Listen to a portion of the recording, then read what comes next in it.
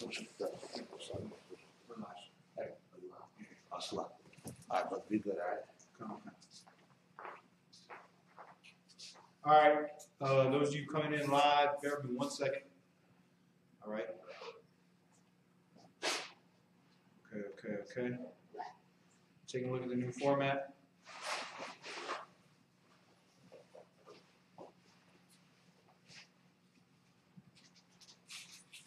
All right, I can, you know what I mean? We got a new format up. You know what I'm saying? I'm sure you all see some of the logos. Comment on it. You know what I mean? Do you like the new format? Do you not like the new format? As you can see, I had a lot of time in my hands. I didn't really have a lot of time in my hands, but you understand, the scriptures say, you understand, we're supposed to do this work in season and out of season. All right, and I've touched up the visual effects to make the videos pop a little bit more, make them more professional. All right, you're in, give me a 1. Give me 1 if you can see in here. Give me 1 if you can see in here. The volume's too wide, everything's good to go. If everything's good to go, I'm going to get started. I'm priest and officer of 1,000 a bun. All right, camp and school leader of Canada. All right, any issues, you understand, any questions about scriptures, what have you, you understand, ask it now. Counseling questions, whatever. We're live. Those of you online, we're live on YouTube. We're also live on Periscope now. All right, so we're live on Periscope. That's going to connect us into Twitter. All right. Give me 1 if you can hear and see. Again, give me those 1s. Give me those likes. Give me those shares, man. We're about to get into it. Bear with me 1 second. All right. 1 second. Questions, start getting them lined up, getting them typed in. All right. We're live here. All right. What do you think about the new format?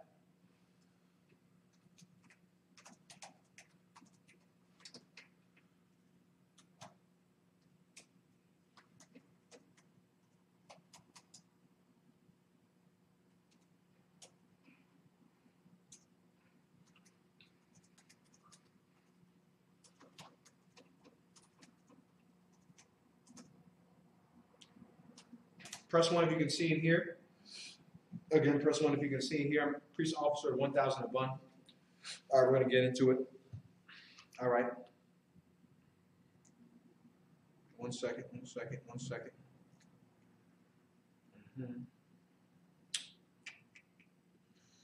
Periscope right quick. Get your questions lined up. Line the questions up. All right, take a look at this on.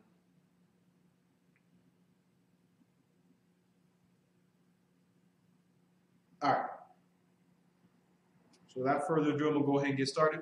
All right, we're getting it on here in Canada, man. And we got a whole line of topics. A ton of nonsense going on. You understand? A ton of foolery going on in the earth. Like we said before, like you're not going to go away from this book.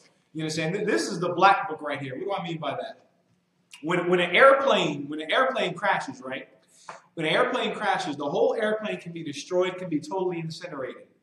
But there is something on that airplane that if the investigators can extract from the airplane, that device is indestructible. That device, when plugged into a computer, can give you the entire history, the entire rundown of when the plane took off, its speed, its altitude, what happened to it before it fell, why it fell, and some troubleshooting features as well. That device is called the black box. Blacks, Hispanics, and Native American Indians in Canada, what you have to understand is this book right here, the Bible, the scriptures, this is the black box, man. This is the book that tells so-called blacks, Hispanics, and Native American Indians all of our problems, where they originated from, and how they're going to end. Did you know that the transatlantic slave trade is in the Bible? Did you know that the World Trade Center towers falling is in the Bible? Did you know that World War I, World War II, and World War III is in the Bible? Did you know that the Renaissance is in the Bible? Did you know that the murder of millions of Native American Indians is in the Bible? Did you know these things? You didn't know these things in the Christian church, but here in the I.S.U.P.K, we're going to give them to you. All right, without further ado, we're going to get started in the class. If you have questions, type them in. If you can hear and see, press 1. If you can hear and see, press 1. Also comment, brothers and sisters in the school, comment. You can comment on this new layout we have. As you can see, I've added some logos for you to check us out. Check us out on Twitter, Periscope, Subscribe to the page. Find us on Facebook, I.S.U.P.K Canada. Comment on it. Do you like it?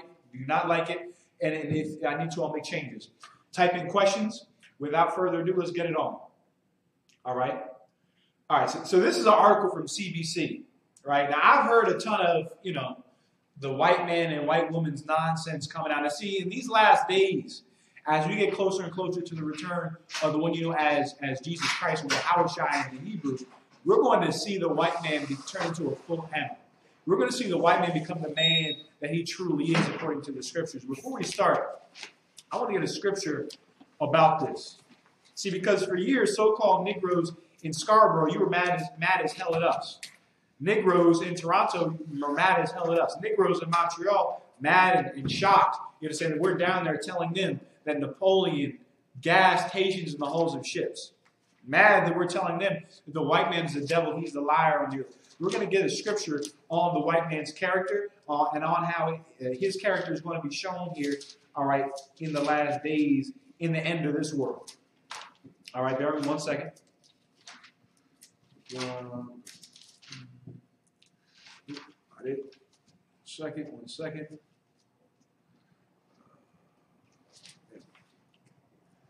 2 Thessalonians chapter 2 and verse 3. We're in the book of 2 Thessalonians chapter 2 verse 3. Listen to this. Let no man deceive you by any means, for that day shall not come, except there be a falling away first, and that man of sin be revealed. You see, for thousands of years, for nigh unto 2,000 years, right?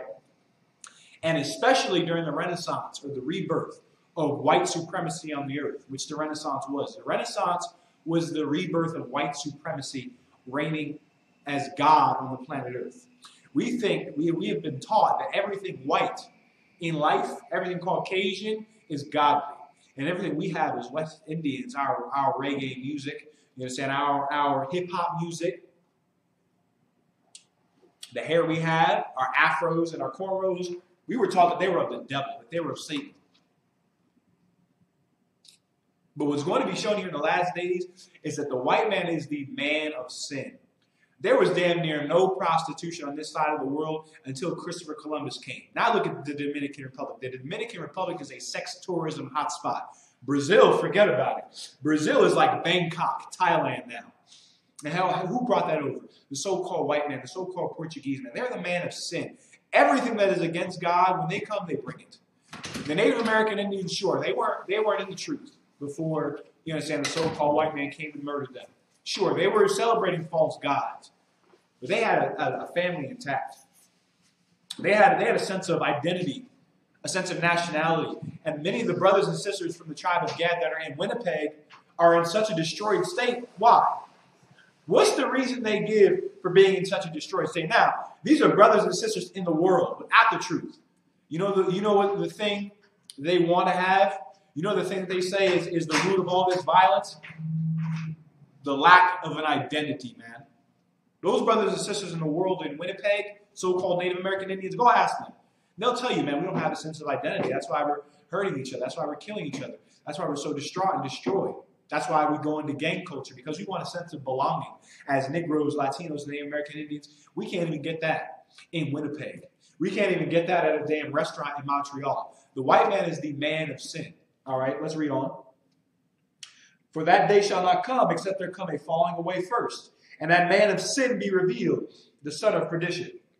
All throughout the Bible, the prophets, great men in the Bible, judges, had cornrows, man. Well, you call today cornrows or braids.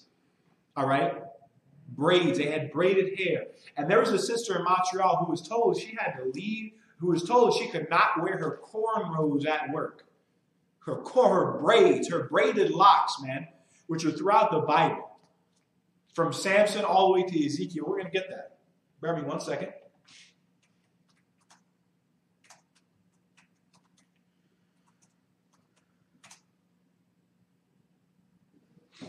I'm going to hold this. I'm holding 1 Thessalonians. All right. I'm going to Ezekiel. All right, the book of Ezekiel. It's in chapter 8 and verse 3. All right, share this, like this. All right, I.S.U.P.K Canada. It's in Scripture Breakdown class. This is Ezekiel chapter 8, verse 3. And he put forth the form of an hand, and took me by the lock of mine head. And the Spirit lifted me up between the earth and the heaven, and brought me to Jerusalem, Salakia,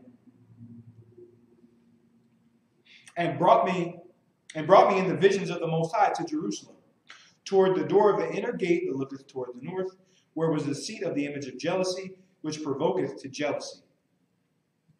I'm going to read it again from the top. And he put forth the form of an hand, and took me by the lock of mine head. By the lock. You understand? In the Zondervan's Pictorial Bible Dictionary, when you look up lock, they're braids. They're the hair that's been twisted upon itself and locked in place the same way you have a lock, you understand, for a door. That lock that you have for a door, can you unlock it and lock it? Or does it stay locked? Or does it stay unlocked? If that lock is functioning, it's going to lock and it's going to unlock. You understand? That's the same thing with this hairstyle that Ezekiel had. This hairstyle that Ezekiel had, it locked, and that hairstyle also unlocked. You understand? Meaning you could lock the hair in place, and you could also unlock the hair in place. Braids you can lock and unlock, and dreads you cannot lock. You cannot unlock. Dreads are locked in place, and the only way to get that tangled muff of dirt and grime and slime out of your head is to shave it off, man. And if you have dreads, man, you should shave it off, because that's of the heathen, man. And this sister had a hairstyle that was fine. It was totally lawful in Canada, and it's lawful to the Most High. Leave the sister alone. Let the sister work. They can't let us work. You know why? Because they're the man of sin. The Bible says that, I believe it's in Daniel chapter 8, verse 25. Matter of fact, let me get it right now. The scripture says that there will be a man that will come up that will wear out the saints of the Most High. And brothers and sisters in Canada, man, are worn the hell out, man. You're worn the hell out. That's why there's so much killing going on. Robbing, drug addiction, alcoholism, because we are worn out by the so-called white man. He's taken us and wrung us like a wet rag, man. Wrung the spirit out of us. Bear with me 1 second. Nope, that's not it. You get Daniel 7:25. Bear with me 1 second. You have questions, type them in. All questions, type them in. Right. This is Daniel chapter 7, verse 25. Now, mind you, this sister's just trying to go to work, trying to feed her family. Her family's been destroyed, you understand, when the white man ran Haiti into the ground and won't let, you understand, West Indian Islands sell bananas and turned West Indian Islands into tourist dumps. So she and her family came up to Canada to escape oppression and getting oppressed in Canada by the same white man that oppressed him in Jamaica and Haiti and Antigua and Barbados and Trinidad, man. St. Lucia, the U.S. Virgin Islands. The same white man that oppresses there is the same white man that's on our jobs in restaurants in Montreal. And this sister, all right, was told she could not have her cornrows at work. She could not have braids in at work. As if that's offending, as if that's a crime, as if it's offending people. But guess what? So-called Black, Hispanic, Native American, Indian, it's very offensive to white people when you take on your culture. Even being in the world, this sister's not in the truth. Even being in the world, this sister had her culture on, and it's pissed those white people off on her job. And they told her to take her damn cornrows out. You know why? Because the white people in Canada are the men and women of sin. They're the sons of perdition. Where they come, destruction comes and follows. I was in Montreal, and in my visit to Montreal, I was startled by how many legal brothels there were. Whorehouses, in other words. I'm filming, you understand, the people, trying to look at a camp spot, and I'm assaulted with an image saying Thai massage, XXX, erotic massage in Montreal. The white man is a son of perdition. All death and sexually transmitted filth and nonsense comes with the so-called white man, women in Canada. Go look up your history. Go look up the history of Canada, the history of the Native Indian boarding schools where they were, those perverts, you understand, subjected the Native American Indians to cruel treatment, man. That's the legacy of these white people. And these white people are so cruel. They then took this sister's island, wherever she's from, and ran it into the ground. They took the people of Jamaica, of Trinidad, and wrung them into the ground, wrung them like a rag. and wore out the saints of the Most High, as it says in Daniel 7:25. I'm going to read it right now. And he shall speak great words against the Most High, and shall wear out the saints of the Most High. Who are the saints of the Most High? Who are the saints? Is it Billy Koresh? Is it Billy Idol? Is it Steve Irwin? Is it Justin Trudeau? Is it the Queen of England? Is it Charles Manson? Who are the saints of the Most High? The saints of the Most High are his people. So-called blacks, Hispanics, and Native American Indians, you're the saints of the Most High. Mother Teresa can never be a saint. The word saint is as racial as Trinidadian. The word saint is as racial as Jamaican, as West Indian, as Iroquois, as Mohawk. It's as racial as that. It's a racial term. It's absolutely a racial term. You understand? And that term, saint, only pertains to the so-called blacks, Hispanics, and Native American Indians in Canada, and nobody else, man. Not the Chinese, not the Arabs, not the Africans. We're the saints of the Most High. And the Bible said in Daniel 7:25, there'll be a man, a kingdom that would rise up that would wear us the hell out, man. And tell me that's not Canada under Justin Trudeau, man. Tell me that's not Canada in the oppression of the so-called Winnipeg Indians, and the oppression of the Iroquois, and them taking Montreal from the so-called Mohawk Indians that were there, so-called Iroquois Indians that were there. You understand? That mountain that they used, that mountain in Montreal, that the city's named after, Montreal in the French, which means Royal Mount. The Royal Mount in Montreal, the Native American Indians, they were using to light smoke signals. Did you know that? That mountain that damn city is built on, the Native Americans were using that mountain to light fires, to send signals to the other Iroquois tribes. Not a damn Iroquois is running that city today. They're in the damn subways now of Montreal. The so-called white man has wrung us out and wore us out, man, like a rag. And this sister cannot even go to work with her cornrows on. Like the scripture said, there will be a man that will wear out the saints of the Most High, and no one has worn us out more than the so-called white man. Like you can't even go to your job with a hairstyle. Like you don't even have the freedom of styling your own hair.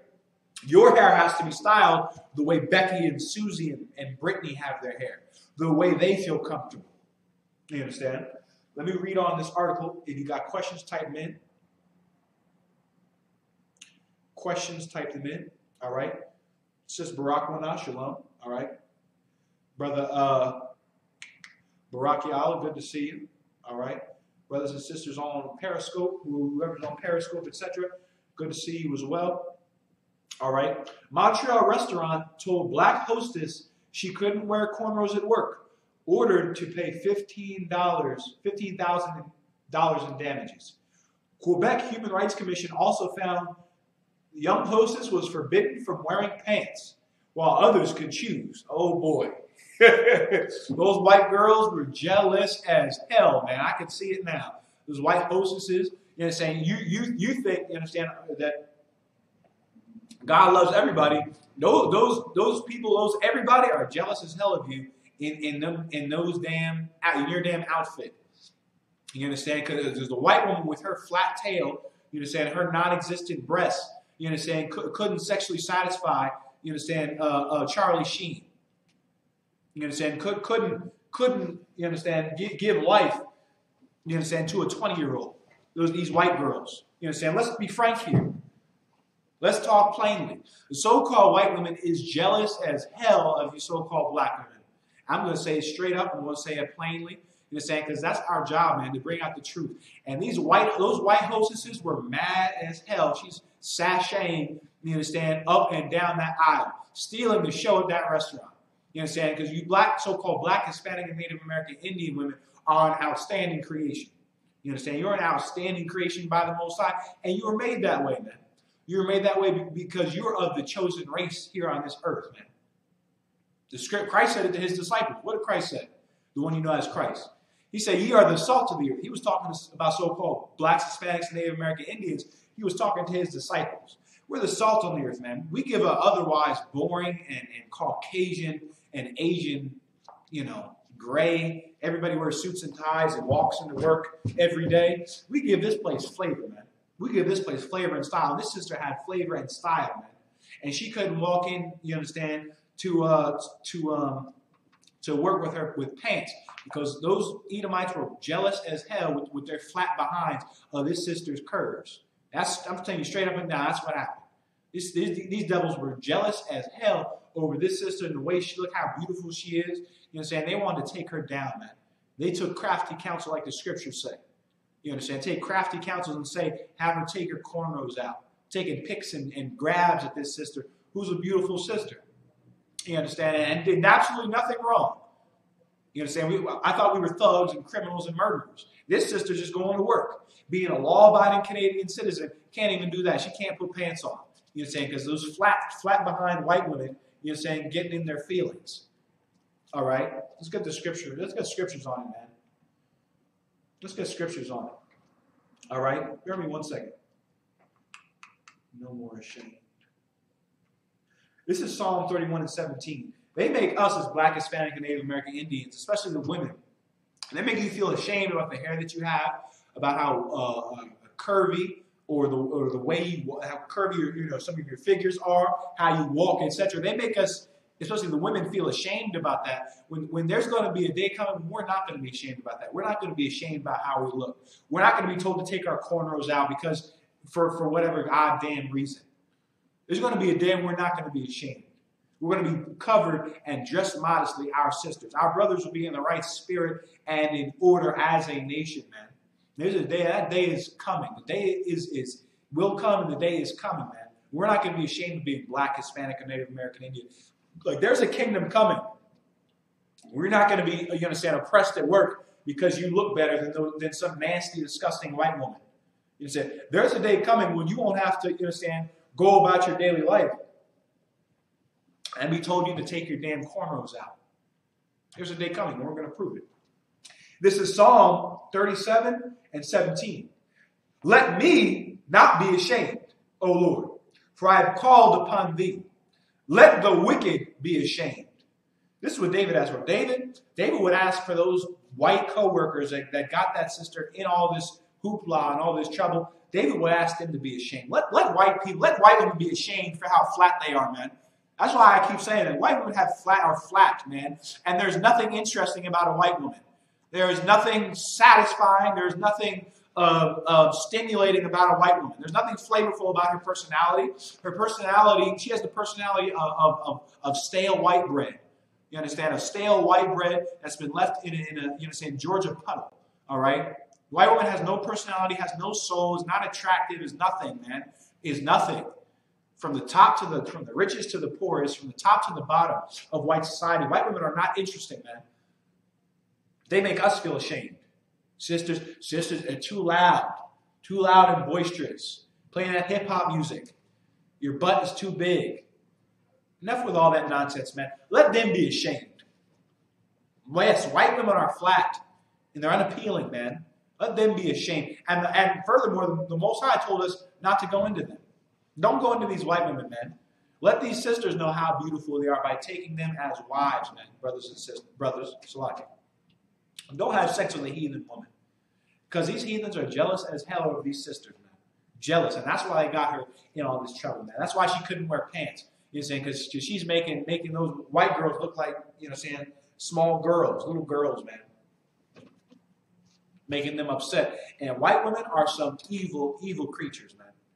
Evil creatures. They're the one that teaches from a young age the so-called white man and raises him up in wickedness. That's their mother. That's Justin Trudeau's mom. That's Donald Trump's mom. That hostess at that Canadian restaurant. I'm going to read on in the scripture. And let them be silent in the grave. Let them be quiet, man. Let them shut up. Can't wear your cornrows, Taniqua. Just don't put pants on. It's inappropriate. You got too much showing. Well, that sister should be covered up. But it's pants at a job. Give me a break. When all the other women can wear pants and skirts and choose whatever they want to wear. This sister was told she cannot wear pants. She cannot wear pants because she's better looking than those white girls, man. And so-called black man, Hispanic man, Native American, Indian man, don't take the saltless, tasteless, disgusting white woman. Don't take the tasteless East Indian. You're going for the Punjab. You understand? Missing out on these beautiful sisters, the black, Hispanic, and Native American Indian women that the Most High gave to us. All right. Let the wicked, let those white hostesses, let them be silent in their grave. Let them shut up, man. Because they're flat and they're made for the white man, the devil that the Bible speaks of, man. And they won't attain the level of beauty. And now, this sister has been oppressed for 400 years in slavery, chained, shackled, put on food stamps, welfare. You understand? Family, fathers and mothers have been addicted to drugs for generations, etc. And we still look better, our women still look better than white women, still in our depressed state. You understand? Let them be silent. Let them be ashamed. And we're going to shame white women, and we're going to shame white people because they're the devil that the Bible speaks of, and they make lies and accusations on us constantly, man.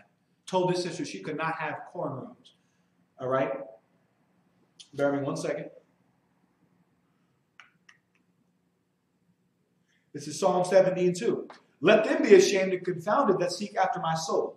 Right, let them be ashamed and confounded. Let them be ashamed of having that thin hair that white people have that falls out, you understand, constantly. Let them be ashamed of being 40 years old, looking like they're 1 foot in the grave, looking like a druid priest. Let them be ashamed for being as flat as they are and as saltless and disgusting and wicked and evil and monstrous as they are, as white women, as white men. Let them be ashamed. Let them be ashamed for telling his sister, man, she can't wear a hairstyle at work. That's not harming anyone. It's not violating the laws of Canada. Her managers told her to take the braids out. And that's another thing too. What this article goes to show you, proves, is that yes, so-called Negro, even in Canada, you're a slave. Why do I say that? Because this sister's going to work at a restaurant, right? And she's not going to work for Haiti. She's not going to work for Trinidad. She's not going to work for the U.S. Virgin Islands. She's going to work for Justin Trudeau in Canada. And she's going to go make money for some pack rat, Pakistani, or some East Indian, or some other filth, some other heathen, and make them rich. That is the definition of a slave. When you work to benefit another people or another nation, you're a slave. And this sister is a slave. And blacks, Hispanics, and Native American Indians, we need to understand in Canada that we are slaves here, man. And that's all we're ever going to be. And what we should do is look to a kingdom where we can rule. And there is a kingdom that you can rule. It's the kingdom of heaven. And we won't be ashamed to have cornrows. We won't be ashamed to be as beautiful as we are as so-called black, Hispanic, and Native American Indians, man. Solomon said it himself in Psalm 1:5, I am black but comely. I'm black and beautiful, in other words. All right, we're not going to be ashamed of that anymore. We're not going to be confounded. You understand? We're not going to be in Canada talking about, I'm mixed. You understand? I'm black Canadian, whatever the hell that means. I'm black. I'm West Indian. You're going to know we're Hebrew Israelites, as the scriptures say. All right. Bear with me 1 second. There's another one. Any questions? Hold on 1 second. This is Psalm 119 and 78. Let the proud be ashamed. Let the proud be ashamed. Like, they're proud. You understand? To tell a sister that came in with her hair done, her hair did, and they were jealous of it. Comes in and looks better than those white women, man. Those crusty white women at her job, and they were jealous. They were proud of themselves. Like I said before, since the Renaissance, since the early 1500s, white supremacy has dominated the planet Earth again. After the Roman Empire fell, white supremacy was flattened for a time. Whites were slaves. Whites were ran into the Caucasus Mountains, so-called white people. And so-called Negroes ruled Europe for 1,000 years. After about the 1500s, whites, or devils, began to take power back in Europe, and they began to whitewash all the images they could find. And destroyed 98% of the black history in Britain, which really is 98% of the history in Britain before Oliver Cromwell, before the 1600s. Most of British history has been destroyed. Most of the British images have been destroyed. Most of them. Why? Because black people were ruling and we weren't ashamed of being black, of being Hispanic, of being Native American Indian. We're ashamed now. Why? Not because we're stupid and we just can't get along. You're saying we're just killing each other. You know how niggas are. You're saying black people are. That's not why. That's not why we're ashamed and confounded. We're ashamed and confounded because we lack knowledge, because white supremacy flourishes on the planet Earth. Like right now, there are no commercials about black women. It's okay to have cornrows. Hispanic women, it's okay to have cornrows. Native American Indian women, it's okay to have braided hair, braided locks like the Native American Indians had. They're not saying that on TV. What are they saying right now?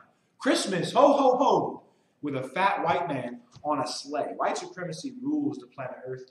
But David, a man of God, said this: let the proud be ashamed. Let those bastards about to celebrate Christmas, let them be ashamed. This is the Bible, the scriptures. This is Psalm 119 and 78. Let the proud be ashamed, for they deal perversely with me without a cause. Like there was no reason to speak against that sister in this Montreal restaurant, or in this Canadian restaurant. There was no reason. There was no cause, other than just because she looks better than those white girls at the job. Because she has more flavor than those white women at her job. Because those white women know in this kingdom they'll never be as good as good as that sister. They'll never be as beautiful as that sister. With the plastic surgery, with the suntan, you understand, with the butt injections, with Instagram and all those fake filters those women have, they'll never look as good as that sister. Never. So what do? They speak against her without a cause, for no reason. They deal perversely with her for no reason. She's just trying to work. She's not harming anybody. But they dealt perversely with her. And David said, let them be ashamed. And that's what we say in the I.S.U.P.K. Let the white woman know that she's flat and she's unappealing, man. And she's ugly. And that sister she is beautiful, man. Her braids, okay, are going to be the popular hairstyle on the planet Earth once Christ returns. So when you got Christ. All right. I'm going to read on. Oh, Montreal restaurant has been ordered to pay $14,500 in damages to a former hostess who said she wasn't allowed to wear a popular black hairstyle at work. In a ruling delivered last week, the Quebec Human Rights Commission said Lettia Mcnickle, this was his sister's name, Lettia Mcnickle, and it said, that sister Lettia Mcnickle, man, she was dealt with perversely for no reason by the proud. And the proud are going to be ashamed. White women across Canada are going to know that they're ugly, man. And black women are better looking. Hispanic women, Native American Indian women are better looking, man. They're the princesses of the planet Earth. And white women are the servants of the planet Earth. They're going to be scrubbing floors. They're going to be, 8 miles underground in the mines. That's what the scriptures say. The scriptures say that the stranger shall join us, shall cleave unto us, and we shall possess them for bondmen and bondwomen, man. That's Isaiah 14 and 1 through 2. The Bible says that the white woman's going to be a servant, man, because the white woman is a stranger, because she's not a part of us. And so-called Haitians in Montreal, enough getting with these broads, trying to give them confidence, man. Making them puff up at the so-called West Indian and Haitian in Montreal because they've got Jean-Baptiste on their arm. Because they've got, Peter Tosh on their arm. Looking at sisters like, I got it. Don't do that, man. Let her be ashamed because she's the proud, man. And she deals with your sister, with your mother, with your niece perversely for no reason on her job. She wasn't allowed to wear a popular black hairstyle at work. Quebec Human Rights Commission said Lettia Mcnickle was subject of racial discrimination when her employer, Madison's New York Bar and Grill and Bar in downtown Montreal, sent her home in 2014 for having her hair braided in cornrows. She had her hair braided, and they sent her behind home. You got to go home. For what? For what? The Bible said this also. In Daniel 7:25, that he would think to change times and laws. Now, the Bible lists locks. It lists braids. She was sent home for having what the Bible says is a hairstyle, what prophets had as a hairstyle. The white man is the devil that the Bible speaks of. He's the liar and the deceiver. He'll send you home for having a hairstyle that's in the Bible. This is a hairstyle that is in the Bible. And he sent the woman home for having literally a biblical hairstyle. The white man is going to pay a huge, huge price, man. You can't even imagine. We're destroyed now. You cannot even imagine what white people are going to have to deal with in the kingdom, man. In the kingdom of heaven, when blacks, Hispanics, and Native American Indians, so-called, And you understand, blacks, Hispanics, and Native American Indians, when we have our kingdom, you're not going to be ready. They're not going to be ready for it at all, man. Because of nonsense like this. Mcnickle, this is his sister, Mcnickle made a complaint to the commission in 2015, alleging she was told a month after starting work at the franchise that she was prohibited from wearing the hairstyle. She couldn't even, you can't even come in with those niggardly braids. That's what they told her. You can't come in here with those dark, black, nappy braids. You got to come in here with a perm. And that's another thing. These like the weave industry does not flourish because sisters want. What have I heard? I heard protective hairstyle. I heard it helps you. It protects your hair in the winter. That's not why you're buying weaves. Don't lie to me. Don't be halfway with me. That's not why you're buying weaves. That's not why you have the weave on your head. Unless you're bald or balding, you have a weave on your head to look like a white woman, period. End the discussion, case closed. That's why you have the weave on. You think we care that you have the weave on? We don't. We don't. We would talk to you. We would ask brothers. We would ask you for your. We would ask sisters for. We would ask you for your numbers if you had no weave on. The weave is not. That's not. You understand? That doesn't complete you. That just doesn't. You just have hair on your head. You understand? Your beauty, man, is from what the Most High gave you.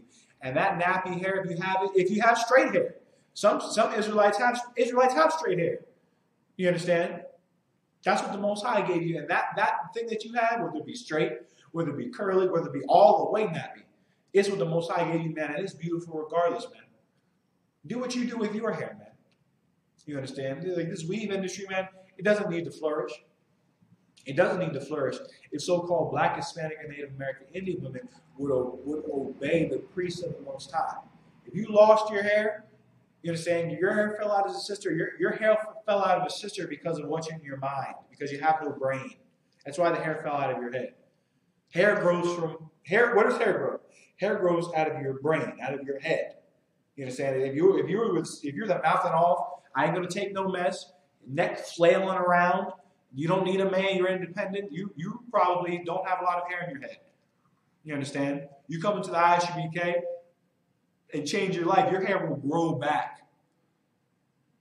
And Commanding General YAHANNA will show you what to do. You understand? To get your head of hair back. All right. But nonetheless, this sister, Lettia Mcnickle is her name, from Montreal, Quebec. Shout out to Montreal, Quebec, by the way. You know what I mean?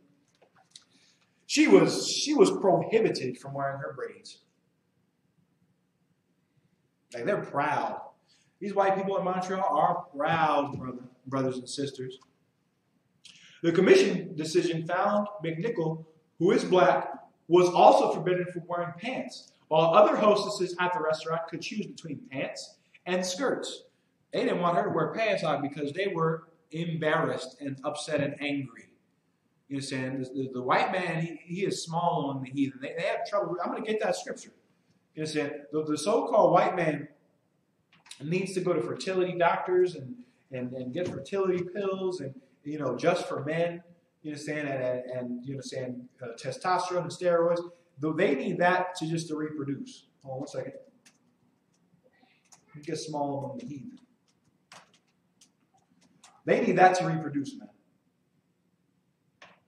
Bear with me 1 second. They need that to reproduce. Meanwhile, they're trying to make us not reproduce. They're trying to sterilize Black, Hispanic, and Native American Indian women, trying to get rid of Black, Hispanic, and Native Indian babies in the abortion clinics. Meanwhile, they can't even reproduce. You know why they can't reproduce? Because they're flat and ugly.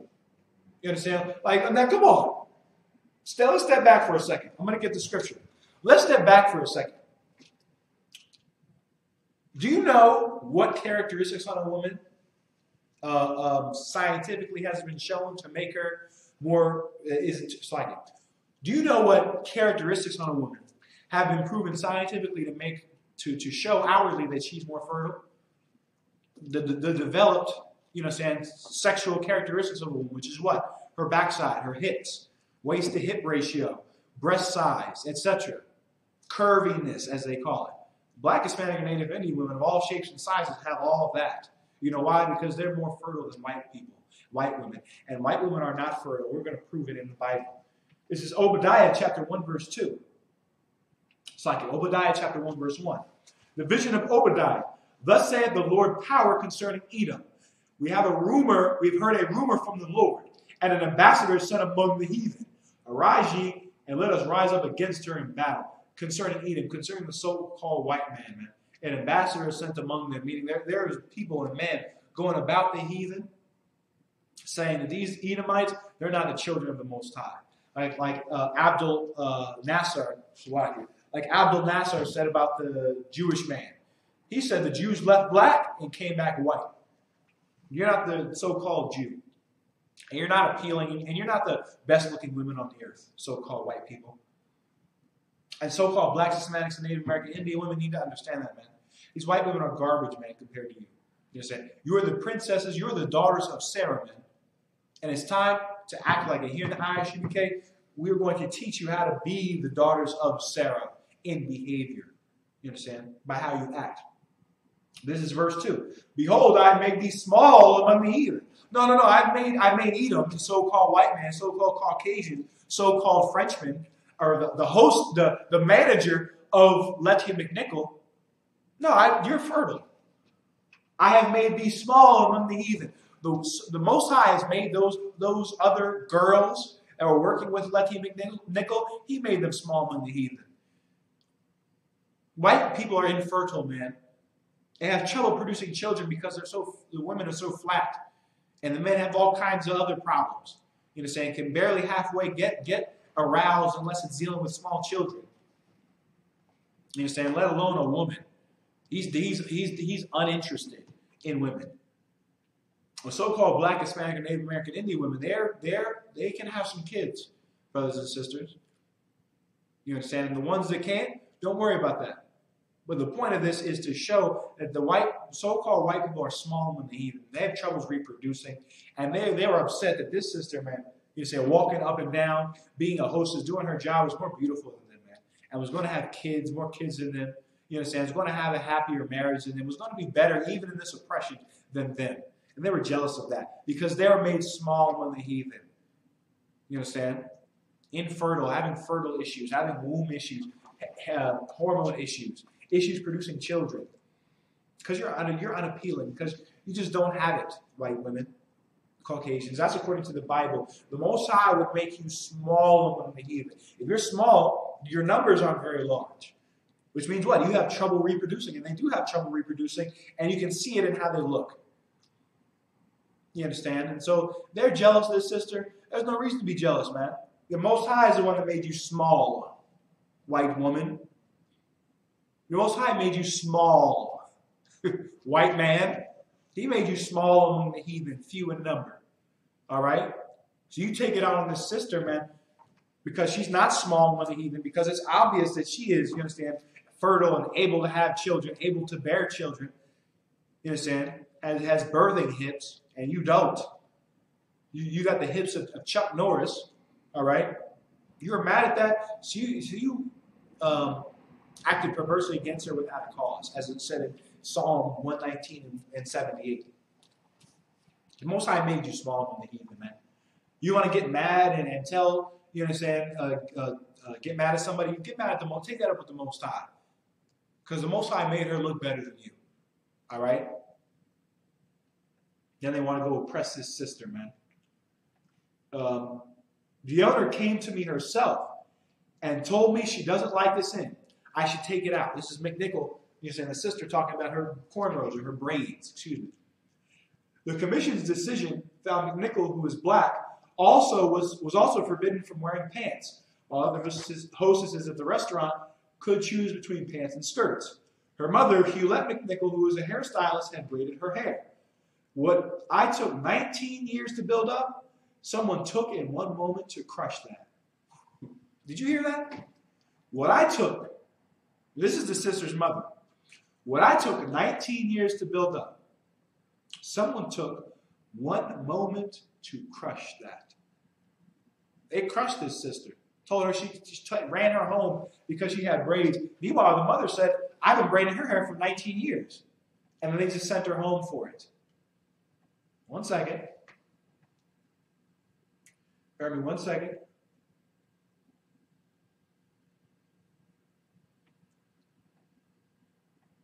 And they crushed it. All right. Like and share. Hit the like button, what have you. All right. This is I.S.U.P.K Canada class. All right. Comment on the new layout of the show, etc. I'm going to get back to the topic.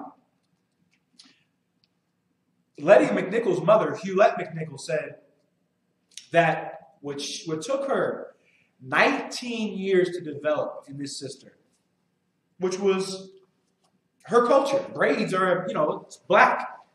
Even in Canada, they know braids are black. Even in America, the so-called white man knows braids are black. It's a black hairstyle. And they sent her home for it. And Lettia Mcnickle's mother said, what took me 19 years to develop, they crushed in a matter of moments. That's what the so-called white man does. The so-called white man is the devil that the Bible speaks of. He's the liar and the deceiver. Let me get another scripture. This is Isaiah 45:17. But Israel shall be saved in the Lord with an everlasting salvation. That sister, whose entire upbringing was destroyed in a matter of seconds, whose entire way of thinking, her hairstyle was attacked. Like, that's psychological warfare. That's an act of war. When you tell someone, no, your hairstyle is not good enough, go tell the East Indian man his dreadlocks, no, he can't have that in East India. They'll wage war. Go tell the Hindu in East India, no, these cows have to go. They have to die. You need to eat beef. He will wage war. Go tell the Arabs, saying you got to stop with the jihad. You have to stop with the praying on the carpet. We're going to take the carpets. They would wage war. The Black, Hispanic, and Native American Indian women, it's like so-called Blacks, Hispanics, and Native American Indians, we have done nothing to these people in Canada, and they wage psychological warfare on us on a daily basis. But guess what? The Most High said Israel shall be saved. This is Isaiah chapter 45, verse 17. But Israel shall be saved in the Lord with an everlasting salvation. You shall not be ashamed nor confounded, world without end. This sister is ashamed. That's embarrassing to tell your mom. His sister was around 19 or 20 years old. She told her mom, hey, mom, I'm going to work. She may say it in English or in French, what have you. She said, I'm going to work. Mom said, okay, have a good day. Call me when you're done work so I can pick you up. Or call me when you're on the train. Let me know when you're on the train. Let me know when you're on the bus. She goes off to work, proud of herself. She's making her mother and her father proud. She's going to work. She's growing up. She's becoming a woman. She goes to work thinking she's just going to have a normal day at work. Little does she know she has to come face to face with an animal, brothers and sisters. And this white man is an animal. And he wants to make us ashamed and confounded, confused with Ancestry.com. You go to Ancestry.com. Ancestry.com is going to tell you you're East Indian, you're Moroccan, you're white, you understand, a little bit more white, you're Irish, Polish, Dutch, German, French, Russian, Cambodian, all right, pygmy, and every other nonsense on the planet Earth. That's made to confound us as so-called Blacks, Hispanics, Native American Indians. And we were made ashamed for having our own hairstyle. A hairstyle is ours. A hairstyle that is black. We can't even go to work with it. But guess what? The scripture says we're going to be saved. The Most High has everlasting salvation for that sister and her family, man. And for all Blacks, Hispanics, and Native American Indians, Most High has everlasting salvation. And we're not going to be ashamed or confounded. We're not going to be ashamed of having braids. We're not going to be ashamed of being Black, of being Hispanic, of being Native American Indian, so-called. All right? We're not going to be ashamed of our hair, of our culture, of our music. All of that will be exalted in the kingdom. In the kingdom, white supremacy is going to die. And so-called Black, Hispanic, and Native American Indian supremacy will rise, man. Will rise. White supremacy runs the earth now. Runs the earth, and white supremacy sends your child home for having braids, man. It sends your child home for having braids, because she has a hairstyle that they don't like. They send her home. White supremacy is violent. It makes us ashamed and it confounds us. The Most High said we have an everlasting salvation, and we're not going to be ashamed and confounded. How are we not going to be ashamed and confounded? How are we not going to be ashamed of having dreads when there are people that are telling us you have to go home because you have dreads? How are we not going to be confounded if there are people over us telling us, you're West Indian, you're from this island, you're not an American black, you're not a black person from America. Black people in America, those West Indians are coming to take your jobs. Don't listen to them.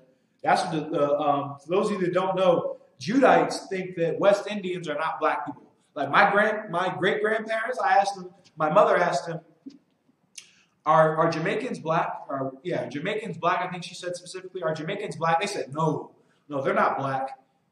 A bunch of nonsense taught to you by the slave master, by the white slave master who told black people in the South that West Indians are not black, which is nonsense, man. Nonsense. We're confounded. And these people have confounded us. And this manager at the Madison Grill and Bar in downtown Montreal confounded and made Lettia Mcnickle ashamed. How is she not going to be ashamed anymore? Because this world is going to have to end. It's going to have to go up in flames. It's going to have to be destroyed. The Most High, the one that's going to give us everlasting salvation, is going to make us not ashamed anymore and not confounded anymore. How is he going to do that? Because he's going to destroy the people that shame and confound us. He's going to destroy them, man. And that's the only way. Like brothers and sisters, you've been to school. You know what I'm saying? You've been to primary school or elementary school, whatever they call it in Canada. And abroad, you know the bully, the brother or man or woman that's beating you up, taking your lunch money, the boy or girl that's teasing you. How do you stop a bully with a bigger bully? Someone that steps to that bully's face and says, yo, man, you can't do that. Leave this person, leave her alone. Leave him alone, man. And shuts that bully down. The Most High is going to shut this bully called the so-called white man, woman, and child in Canada. He's going to shut them down, man. He's going to send his son, the one you know as Christ, to smack them in the teeth, man. The white man is going to get smacked up and down the earth by the chariots of the Most High, which are virtually indestructible, man. We're going to come out with a story, Lord allow. We're going to bring out a story soon that talks about a UFO and so-called UFO encounter where they fired over 1,000 anti-aircraft rounds at the UFO, and the UFO is literally hovering in midair. I have the picture, you understand? I'm going to get it, you understand, approved, run over it, and I'm going to bring it out, Lord allow. There's an image of a UFO sitting and being shot with thousands of rounds of anti-aircraft missiles, and it did nothing. This army that's coming is going to smack the teeth out the so-called white man. You understand? And then we won't be ashamed. Then we can go about our daily lives. How you doing? Oh, what's going on? Shalom, shalom. Yahweh Shemar, Thabah, Shem Yahushua. You understand? Yahweh Shem Yahushua, Barakatah. What's going on, brother? What's going on, sister? You know what I mean? Yeah. You know what I mean? You're going to go to the market, get some fish? Yeah. Okay, you're going to get some lamb? All right, no sweat. You got the lambs on the grill yet, All right, I'm going to see you in 2 hours, brother. You're going to be able to do that, man. You're going to be able to go out to a park with your children and not get the cops caught on you by barbecue Becky.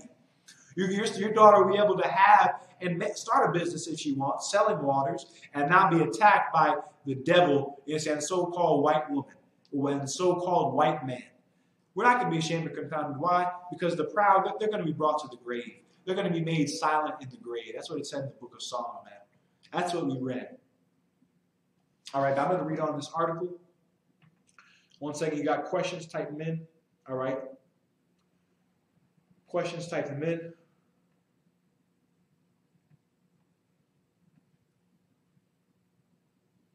Her work conditions deteriorated when other staff members who were supportive of her left the restaurant.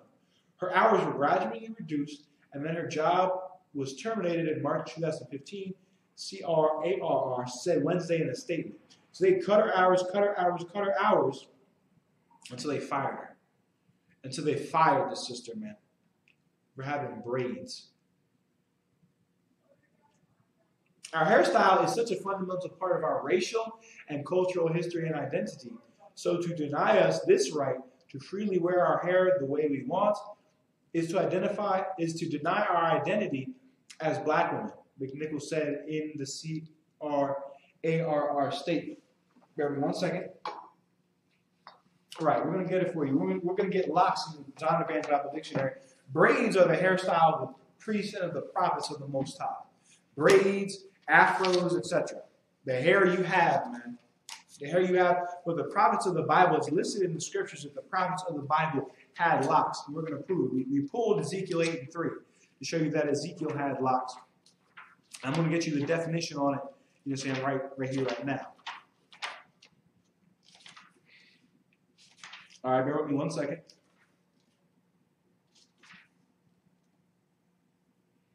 This is locks. A mechanical device for fastening a city or a gate. It's like a mechanical device for fastening a city gate or a door. So a lock is a mechanical device that's used to fashion a city gate or a door. So it locks something in place. Something was unlocked and then it got locked. Bear with me 1 second. This is the second definition of locks. In reference to the hair of the head, locks renders several different Hebrew words. In Numbers 6 and 5, the term indicates the unshorn and disheveled locks of the Nazarite. They were unshorn and disheveled because the Nazarite didn't get his hair cut. He let his hair grow, and his hair got braided, taken out, then rebraided. Braided, taken out, and rebraided. All right? In Judges 16 and 13 and 19, Judges chapter 16, verses 13 and 19, the braided locks, the dreaded locks, the braided locks, no, the Rastaman locks, the braided locks of the Nazarite Samson in Ezekiel 8 and 3, a forelock of the prophet's hair in Song of Solomon 5 and 2 in verse 11, the luxuriant locks of the Hebrew youth, the braided locks. These locks are braided. You know why? Because just like a lock is a mechanical device used for opening and locking and unlocking a door, locks are a hairstyle that allow you to lock and unlock the hair. Dreadlocks, you can't do that. Dreadlocks, you have to cut. Dreadlocks, you have to take out. To have dreadlocks, you cannot wash and comb your hair. You have to let the hair sit and curl up and, you know, turn into a spider web, turn into a bird's nest. All right, but braids, the braided locks this sister Lydia Mcnickle had, they're in the Bible. They're a hairstyle that priests and prophets had, man. And regardless of your hair texture, man, if you're so-called Black, Hispanic, and Native American Indian, there's a day coming when you're not going to be ashamed to wear your hair, to wear your braided locks, to be Native American, so-called, to be Black. All right. She said that the ruling was not only a victory for her, but others like her. I hope that this decision will benefit Black women everywhere in Canada and beyond, because it sends a powerful message to anyone who thinks of denying our Blackness and womanhood the respect and recognition we deserve. So she goes on to make a statement, you understand, sister's not in the truth. You understand, Lord allow she will come into the truth, you understand, in Canada. Press 1 if you can hear and see. All right.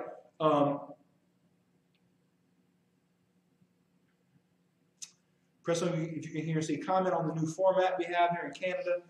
Do you like it? Do you dislike it? Give us your comment. Give us some input. I'm going to add the sign out link. Bear with me 1 second.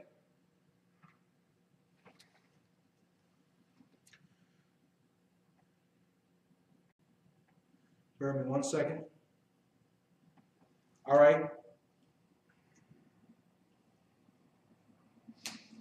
All right. Yahweh Shem Yahweh Shabrak thumb means the Lord in the name of, you know, saying Christ and the bastard, Jesus and the bastard tongue. Bless you to your brothers. Shalom Yahweh Shemar Al-Thun. Shalom Yahweh Shemar Al-Thun. Shem Yahweh Shai to the sisters. The Lord watch over you in the name of, you understand, Yahweh Shai for the sisters. All right. This is Canada class. Type in all questions. Type in all questions that you have. All right. Bear with me 1 second. All right. So that's it on that. You understand? That was a sad incident. You understand? Lord allow the sister will come into the truth. We're going to go across Montreal and we're going to let so-called Blacks, Hispanics, and Native American Indians know that there's a day coming when they're not going to be ashamed of having braids. You understand? Of rocking their culture, of being Hebrew Israelites. You understand? Which we are. All right? This is the second article I wanted to bring out. All right, this is the second article I wanted to bring out. You know what I'm saying? Give us a one. A one if you can see her here. All right, bear with me 1 second. Bear with me 1 second. Again, if you've got questions, if you have questions, go ahead and type them in. All right, we'll go ahead and get them answered. All right.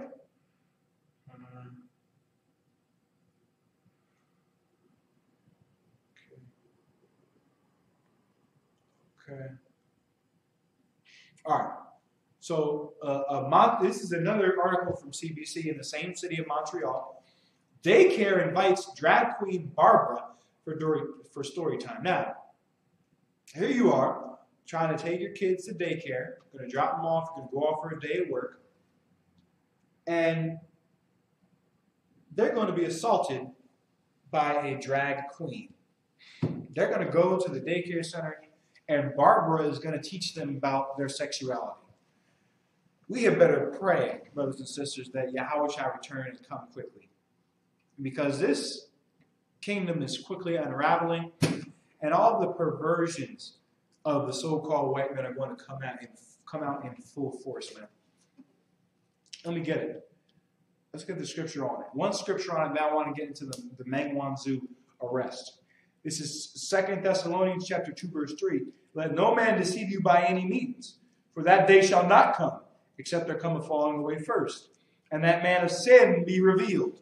It's got to be revealed. Barbara has to come into daycare centers, because if Barbara doesn't come into daycare centers, everyone's going to pray to white Jesus, to Caesar Borgia, and it's going to think that the Most High is white. They're going to think that the living power is white, is the white man on the Sistine Chapel when he's not. When he has Christ in the scriptures, he is not white. He's not a white man. You understand? It's good that these drag queens come into these schools for this reason. It will let blacks, Hispanics, and Native Americans see. They may not believe it, but it'll let our people see openly that the white man is the man of sin, is the son of perdition, is the son of destruction. Here you are, born a man, and you choose to be a woman. That doesn't make much sense. It's not very practical. It's not very wise. You understand? It's not sensible. It doesn't make any sense. You're going to cut your parts off. So what if a cucumber, right? He's not satisfied with being a cucumber anymore. He wants to become an orange. What if the cucumbers decided they wanted to switch to oranges? What if the bees decided they didn't want to be bees anymore? They want to be wasps, and they want to eat other bees. What do you think would happen to the ecosystem if that happened? It would be destroyed, man, because it's unnatural. And this homosexuality destroys whole generations. It's genocide, really, because homosexuals cannot have children. That's a well-known fact. It's something that should be glaringly obvious to the blacks, Hispanics, and Native Americans that are practicing homosexuality. You can't have kids. You're effectively killing your line off, you understand, through you. You're effectively killing it off, but it's not going to be known, and many are not going to believe what we're saying here in the I.S.U.P.K. unless Barbara comes to your child's story time. Now, your child can't even get read a book without being assaulted with the images of homosexuality. Like the so-called white man's kingdom is homosexual. It is Greek. It is Roman. All right. Canada is Rome reborn. America is Rome reborn. All right. 2 Thessalonians chapter 2 verse 3. Let no man deceive you by any means, for that day shall not come, except there come a falling away first, and that man of sin be revealed, the son of perdition, who opposeth and exalteth himself above all that is called God. Barbara and the Canadian government oppose by saying that homosexuality is an alternative lifestyle. You oppose and you exalt yourself. You exalt your law. You exalt the Canadian law. You exalt the Canadian Supreme Court division above what the Most High said to Moses. We're going to prove that. I'm going to hold what I have. I'm going to take you to, first I'm going to take you to a law in the Bible that proves that transsexuality is unlawful. That proves that Barbara, David, shouldn't be dressing and calling himself Barbara. All right? There's a law in the scriptures. We're going to get it. All right? This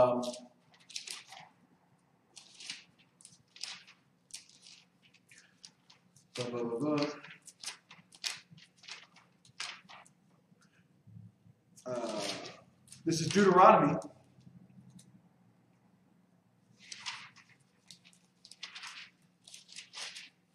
Deuteronomy chapter 22, verse 5. The woman shall not wear that which pertaineth unto a man. If you're a woman, you shouldn't be dressing like young M.A. What young M.A. is doing is a sin because she's wearing clothes that pertain to a man. There are a pants that pertain to a man, and there are a pant that pertains to a woman. Skirts, dresses pertain to a woman. Garments, Israelite garments, pertain to a man. Heels pertain to women, and boots pertain to men. There's no scripture in the Bible of a man wearing a damn heel. I heard nuts on the internet say that the high heel originated from men, you understand, wearing it. The high heel is not a man's, you understand, footwear. The heel is not a man's footwear. Men wear boots. All right, that's what men wear. You understand? And sandals, okay, shoes made for men. And then there are shoes made for women. All right? The woman shall not wear that which pertaineth unto a man. Neither shall a man put on a woman's garment. This dude in Montreal shouldn't be dressing up and calling himself Barbara. That's a sin. But guess what? The so-called white man opposes. He goes against it. The Most High said a man shall not wear that which pertaineth unto a woman. The so-called white man goes out and says, yeah, you have the right to choose your gender. If you choose your gender, what does that mean? You're going to choose the clothes that that gender obviously wears. Like Steve, who's dressing as Barbara, all right, obviously knows that those clothes that he's wearing pertain to a woman. And that outrageous and ridiculous hair, which women don't even wear. This dude, Steve, has pink hair on. Normal women do not have pink hair, all right? Pink is not a very normal hair color on the earth. But the dress is what that dress he's wearing pertains to a woman. That's a woman's garment. He can't wear it. The so-called white man, his Supreme Court system, his justice system, his president, his prime minister, they all oppose and exalt themselves above the law of the Most High. The law of the Most High says, a man shall not wear that which pertaineth unto a woman. That Bruce Jenner can't put a dress on and call himself Caitlyn Jenner. Can't change his gender, man. Can't do that. That's according to the scriptures. Can't dress like a woman. They don't care about that, man. And that's why Paul said this. The weapons of our warfare are not carnal, but spiritual. Mighty through the pulling down of strongholds. Wickedness in high places. Barbara is perpetuating or is performing that wickedness that's in high places. Why? Because it's in the Canadian Supreme Court. Like for that gay pride march in Toronto to happen, Justin Trudeau had to be there and show his support, which tells you what? Gay pride is in high places in Canada. Homosexuality is in high places in the United States, in D.C., and abroad throughout the world. It's in high places. But guess what? Us, just like Paul, we are sent to pull down spiritual wickedness in high places. We're going to pull it down. We're going to teach the law in Deuteronomy 22:5. We're going to teach the one who has Christ did not do away with the law. So you cannot dress, you understand, like a man if you're a woman. You cannot dress like a woman if you're a man. And we're going to establish this law on the earth. You understand? We're going to teach blacks, Hispanics, and Native American Indians to turn from the so-called white man's ways. Do not be a drag queen, man, if you're a so-called black, Hispanic, and Native American Indian. And do not be homosexual, man. And it's too late for that. It's 2018, man. We need all the soldiers and princesses we can get, all right? All the warriors we can get. And we want all of Israel to live, man. All of Israel to live and to see the kingdom, all right? Neither shall a man put on a woman's garment, for all that do so are an abomination unto the Lord thy power. Barbara is an abomination. Barbara is disgusting in the eyes of God, man. In the eyes of the Most High, Barbara is filth. This is from the CBC. Montreal Daycare invites drag queen Barbara for story time. What they don't know, or what they do know and don't care about, is that the Most High said that Barbara is disgusting. Barbara is disgusting. You understand? Prince was disgusting. Any so-called black, Hispanic, or Native American Indian woman dressing like a man and being a lesbian is disgusting. Doing things that men do, trying to act like a man, is disgusting. And it's an abomination to the Most High. It's abominable. It's filth. And that's what being a transgender is. If you're black, Hispanic, Native American, Indian, that's what being a fudge packer is. It's filthy. It's dirty. It's an abomination to the Most High, your power. So-called blacks, Hispanics, and Native American Indians. Like Barbara should not be in there dressed like that anyway. All right? When Barbara, who is more than 6 feet tall without heels on, arrived over at the Rainbow Daycare in MDG this week, the children were fascinated by her appearance. Now, this daycare is a daycare that caters to children who are being groomed from their youth to become homosexuals. Like the so-called white man exalts and opposes himself above all that is called God. Like a child does not need to be exposed to that aggressive sexuality like that. That aggressive sexuality like that. But this has been going on for generations. Like America is Sodom. Like in Revelation 11 and 8, when it says in the great city, which is spiritually called Sodom in Egypt, America, Canada are spiritually Sodom, man. Why? How do we know that? Because in Sodom and Gomorrah, they were training children to be homosexuals too. We're going to prove it, man. We're going to prove it. In Sodom and Gomorrah, the exact same thing was going on, was happening as what's going on in Canada with these rainbow daycares. All right, we're going to prove it again. This is the book of Genesis, chapter 19, and verse 6. Bear with me 1 second. Right. This is Genesis chapter 19, verse 4. But before they lay down, the men of the city, even the men of Sodom, compassed the house, both old and young. No, just Barbara, just the older Barbara that's 6 foot without high heels on. Old and young. No, just Caitlyn Jenner. Old and young. All the people from every quarter. The whole city came out to rape these two angels, man. They wanted to rape these two men who they didn't know were angels. And these were all homosexuals. And what's another thing that shows you? Any kind of violent man that's violent sexually is a homosexual. And psychologists will never tell you this. You understand? Christians will never tell you this. This will never be said anywhere but in the I.S.U.P.K, man. Any man that has the audacity, that has the lowness and the sliminess to rape a woman is actually a homosexual. Every rapist is actually a homosexual. All right? We're going to prove it. And they called unto Lot and said unto him, Where are the men which came into thee this night? Bring them out unto us that we may know them. What did the men of Sodom want to do? Play tic-tac-toe with them? They want to play Xbox with them. Do they want to make grilled cheeses with them? No, they wanted to get to know them, man. They wanted to get to know them. They wanted to know them carnally. They wanted to lay down with them. They wanted to have, you understand, what do they say, a term they use in the world, carnal knowledge. You understand what I'm saying? They wanted to know them. They wanted to rape these two men, man. And they were aggressive about it. They wanted, you're going to give it up the easy way or the hard way. The choice is yours. They wanted that, man. And that's the spirit of a rapist, man. A vile sexual predator, vile pervert. That's their spirit. It's a homosexual spirit. Homosexuality is the birth and the gateway of all sexual immorality, all sexual perversions, all sexual deviancies lead to homosexuality. All right? 1 second. Come, that was it on that. Genesis chapter 19, verses 4 through 5. Said that the old and the young went out to go and know them carnally. How are they able to do that? How are the old and the young able to know this vile act of laying down with another man and packing fudge? Why? Because they were being taught it. Well, guess what's happening in Montreal? They're teaching them the exact same way. America, Canada is Sodom and Egypt. It is the place where homosexuality and sexual perversion of all kinds flourishes. And it's a place where the children of Israel are told they have to go home for having braids in their hair. are being fired from jobs for daring to do anything that comes close to the scriptures.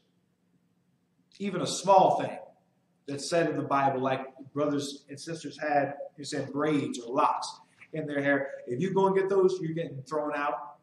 Your hours are getting decreased. Meanwhile, Barbara is having story time. Come on, man. Come on, this is an evil empire. All right? When Barbara, who was more than 6 feet tall without her heels on, arrived at the Over Rainbow Daycare in NDG this week, the children were fascinated by her appearance. She looked fancy, said Mirabelle Swanson, who is 3 years old and had never seen a drag queen before. 3 years old saying she looks fancy. Huh? You understand? So this is Sodom and Gomorrah. They're training the youth up to be homosexuals just like they did in Sodom. That's it on that. All right? Throw that in the garbage. You understand? You can't be a transsexual, all right? So-called Black, Hispanic, or Native American Indian. You can't be a homosexual or a lesbian. All right? Last but not least, the Hugh Wei, said Wang Kangzu, all right, was arrested in Canada. They got her. You understand? She wanted to hurry up and buy. She wanted to hurry up and buy and got the cuffs. You understand? And got thrown in the slammer. This is from Vancouver. The tech executive whose arrest in Vancouver has sparked outrage over China. Outrage from China is the well-educated daughter of a wealthy former military man who founded what eventually became one of the world's largest telecom companies. Huawei is a Chinese telecom company, and let me educate you, brothers and sisters, on just how massive this company is. This company, Huawei, is bigger than Apple. You know Apple, right? The iPhone, the Mac, all those products they bring out that everyone in Canada has, everyone in Montreal has. This Chinese telecom company is bigger than Apple in finances. That is ridiculous, man. Like the scripture says that he would put hooks in their jaws. Whose jaws? Magog. Gog and Magog. We're going to get that. You understand? This arrest is going to push us forward to the climax of World War III. When Russia, China, Syria, North Korea, and Mongolia, Ukraine, Crimea, all go to fight, you understand, the Western world. Canada, United States, France, England, Germany, Britain, Spain, and Africa, all in a world war. All right? This attack, this arrest of this woman, that's the daughter of the founder of Huawei, the second biggest telecom company in the planet Earth, second only to Samsung. It's Samsung and Huawei, then Apple, I think, is third. All right? But this is a company that's bigger than Apple. And they went ahead and put her in the iron, you understand, cell. Bear with me 1 second. All right.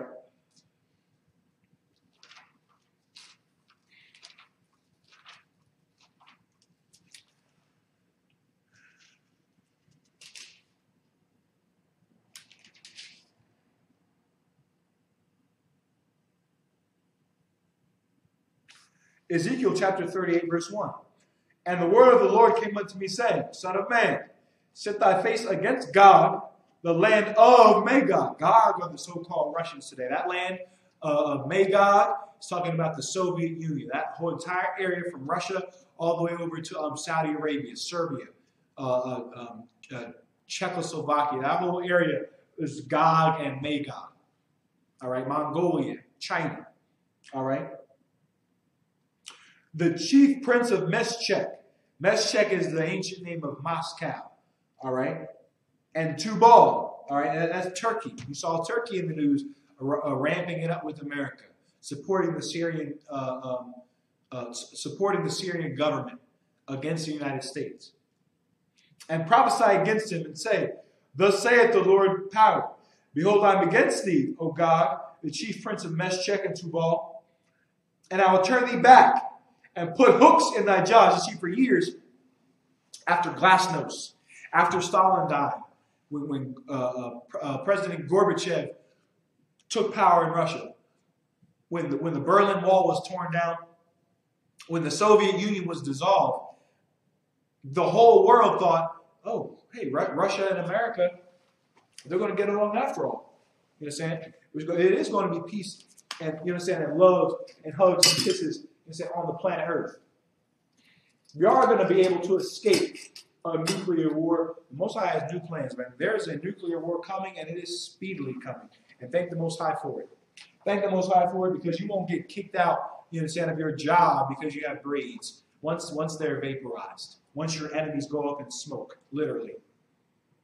And this arrest of this tech giant's daughter is sparking, you understand, that flame that's going to be burned and kindled throughout the planet Earth. The Most High will turn them back and listen to their jobs. Like for a while, Russia didn't want it. Russia didn't want any problems with America until Vladimir Putin came in. And they're on the brink of war every single day, Russia and America. On the brink of war constantly. Why? Because Russia has been turned back into the warlike posture with America. All right? With this arrest, it's pissed China off. When China's pissed, China is the #1 ally of Russia. It's going to make Russia stand up and act. And I will bring thee forth, and all thine army, horses and horsemen, all of them clothed with all sorts of armor, even a great company with bucklers and shields, all of them handling swords. All nations are going to get together. You understand? There's going to be, you understand, a big meetup. It's going to be a fight. It's going to be a world war. That's what's going to happen. All nations are going to join hand in hand in killing each other in the Middle East.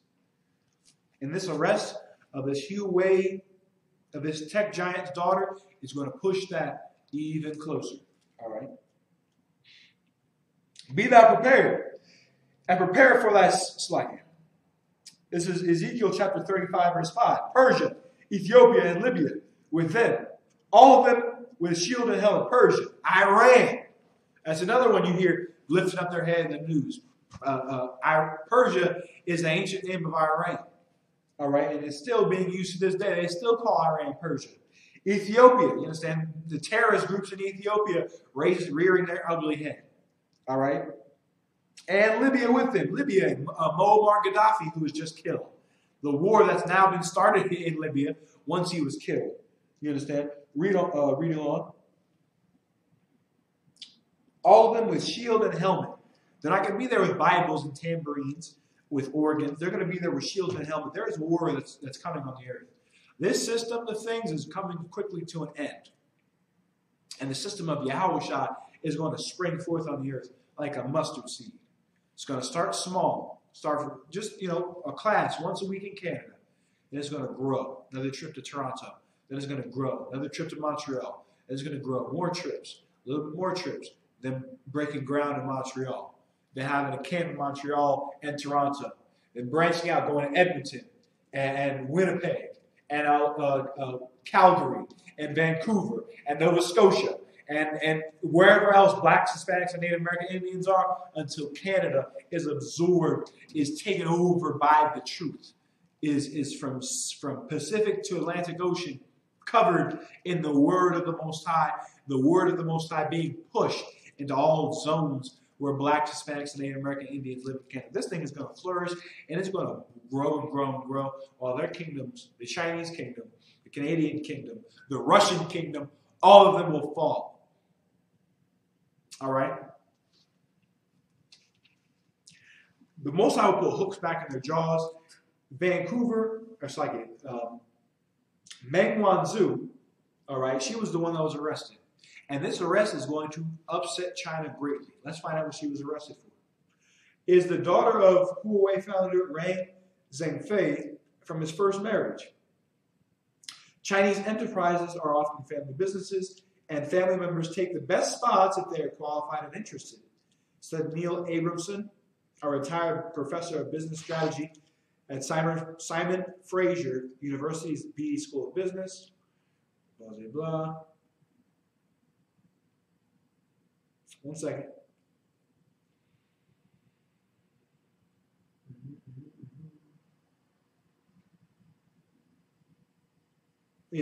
making more than US $100 billion revenue this year, has overtaken Apple as the second largest smartphone manufacturer without even having access to the US market.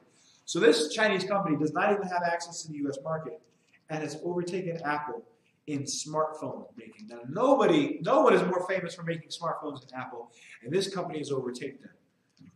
Russia is going to gain power, and Russia is going to Russia is going to run amok on the planet Earth very soon. You heard this Chinese company is doing better than Apple, bringing in more revenue than Apple. All right? Huawei is the most prestigious tech company in China, and Meng is a very high-profile person in the country. This is not being taken lightly by both the Chinese government and the public. It's not being taken lightly, and it's not going to be taken lightly with the Russians either. The Most High is putting hooks in their jaws. All right? It's turning them back. The Wall Street Journal reported this year, this is from the Wall Street Journal, that U.S. authorities are investigating whether Huawei, this is the tech company, the telecom company's name, violated sanctions placed on Iran. There have been reports that Huawei has intelligence ties with the Chinese government, sometimes citing Ren's previous military service, but there's no proof.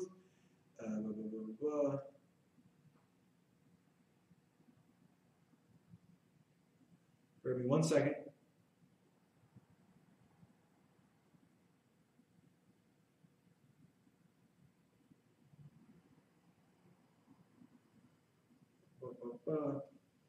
Long story short, it's supposed that she was letting her communications links through Huawei run to Iran. So she was effectively, the company effectively was giving communications systems, communications operations to Iran so that they could communicate with other countries or what have you.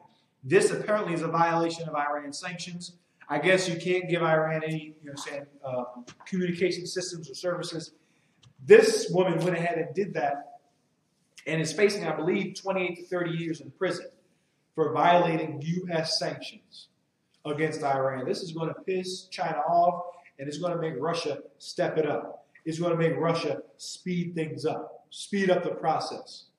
All right? Let me get bear with me 1 second.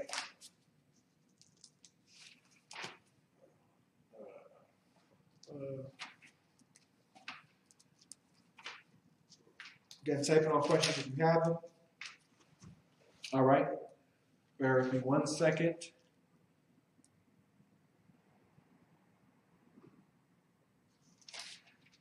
Bear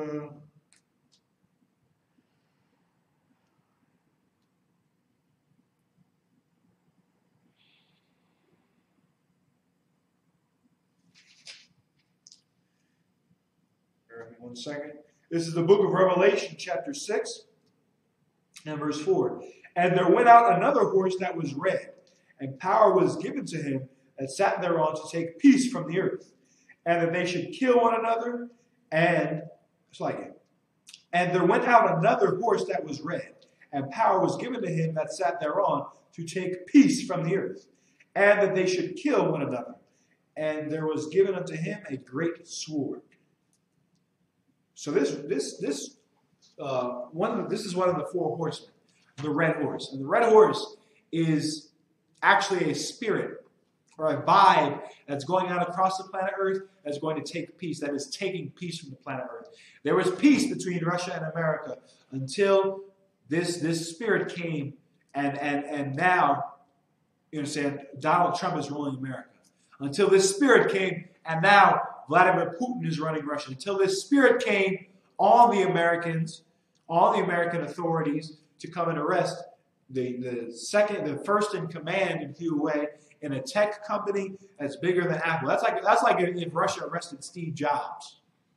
That's like if Russia arrested, or Iran arrested Bill Gates. That's what that's like. That's how serious that would be to America. But America does not give a damn. They're going to arrest her, and they're going to try to puff their chest up in their pride. They're going to try to puff their chest up and white people are going to get destroyed across the planet Earth. Christ, when you know, as Christ is going to return to lay the whooping on all the races on the planet Earth, so that the blacks, Hispanics, and Native American Indians, so-called, can rule, in peace. All right. This horse, this great horse, all right, is the spirit of war. The second horse, the red horse, is the spirit of war, and it's going across the planet Earth to take peace from the planet Earth. To take peace from the planet Earth, and that's what's going on. That's what's going on. Peace is being taken from the planet Earth, and death and war and destruction and the spirit of war and the rumors of war are washing across the planet Earth. All right. Bear with me 1 second. Any questions? Do we have any questions? Questions? All right. I.S.U.P.K, Shamar, man. What's going on, brother? Shalom. Good to see you. Class almost over. You got any questions? Go ahead and type them in. Type in your questions now. Get your questions answered now. All right. You're going to have to wait, another week. All right. And that was it on that with the Hugh way, nonsense and incident. I'm going to go into drugs and smoking for the rest of the class. You understand? Smoking and drugs is something that is, like in many other places where blacks, Hispanics, and Native American Indians are, it's a huge problem. All right, so before the class ends, I brought out all the articles I wanted to bring out on current events. And now we're going to go into scriptures on smoking, all right, and using drugs. For those of you that don't know, smoking is a sin, all right? Do not smoke cigarettes, don't smoke weed. Anything that you're using to alter your reality, to alter your mind, to get pleasure, to get relief from the day-to-day stressors, any drug that you're using to do that is a sin, man. It's offering incense up to other gods, and drugs are ingrained. They're integral in the worship of idols. Like, there would be no Rastafarianism if it was not for weed. Marijuana is smoked by Rastafarians because it is a major part, it is a tenement of their religion. It's a crown jewel of their religion, that ganja, and smoking it. Why? Because ganja is the tenement of Shiva, of the East Indian goddess Kali, the god Kali. All right? We're going to bring that out later too, where all this ganja and weed smoking came from. All right? This is Proverbs chapter 16 and verse 27. An ungodly man diggeth up evil. You understand? So there are herbs and roots that are in the ground. Yes. They are made to be consumed medicinally. Yes. You understand? But an ungodly man, he digs up evil. He digs a plant up, not to use it for what it's for. Remember, the Most High said in Genesis, the first chapter, that every herb-bearing seed I've given you for meat, for food in some form or fashion. Some are to be used for medicines. Some are to be used more than others. All right? But an ungodly man, he digs up evil. An ungodly man takes a coca leaf, which the native Indians had chewed for energy for centuries. He takes that, cuts it up, and dries it with gasoline and acetone and other chemicals and turns it into cocaine powder. An ungodly man takes tobacco, dries it up, and smokes it. And a godly man takes marijuana, dries it up, and smokes it, man. That's what an ungodly man does. That's not of the Most High. All right, just to smoke, to use drugs. All right? And in his lips, there is as a burning fire. In his lips, when you see someone lighting a cigarette up, is there not as a burning fire in their lips? Are not their lips on fire? It says here, an ungodly man diggeth up evil. And in his lips, there is as a burning fire. There's a burning fire there in your lips when you hit that blunt, when you hit that cigarette, sucking on small white rods if you're a man. You understand? Understand that if you smoke cigarettes and you smoke blunts, you suck on small, slim white rods, man. Get the rod out of your mouth. Stop smoking. Stop hitting the bong and the pipe and this, and I have to smoke to go to sleep. And that's ungodly, man. That's not of the Most High, all right? And an ungodly man does that and smokes. The first thing you have to know is smoking is ungodly. It's not of the Most High. It's against the law. All right? I'm going to get Ezekiel 8 and 17. You got questions pertaining to smoking, pertaining to drugs, type them in. You got any questions pertaining to Canada, type them in. You understand? I'm a priest officer of 1,000 above the campus school leader of Canada. All right? We're going to get it on. You understand? Starting off small here. All right? We're going to keep growing and growing and growing and growing and growing until that we have the whole country, you understand, locked down with the truth. All right? This is Ezekiel chapter 8 and verse 17. Then he said unto me, hast thou seen this, O son of man? It is a light thing to the house of Judah that they commit the abominations which they slay. Then said he unto me, hast thou seen this, O son of man? It is a light thing to the house of Judah that they commit the abominations which they commit here. For they have filled the land with violence, and have provoked me to anger. And lo, they put the branch to their nose. The Most High said this. Is it a light thing to the house of Judah that they commit the abominations that they do here?